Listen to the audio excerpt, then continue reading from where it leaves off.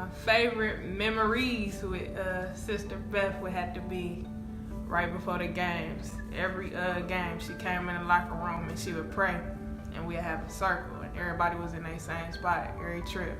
And I was always right next to Sister Beth. What she mean to me? That's my lady. She blessed. I love her. Oh, I mean, you know, it's gonna be like what? I'm at school and not seeing Sister Beth. That's gonna be a little different. You know what I'm saying? But in your journey, just trust God as always. And be blessed. Just stay. Do you. Be yourself. She know who she is. Sister Beth, I love you. You know how we rock.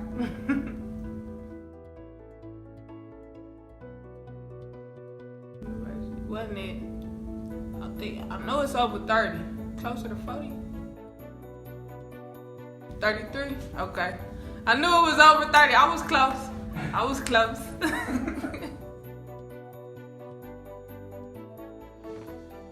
Them oatmeal raisins, what you mean? I'll be all over them oatmeal raisins.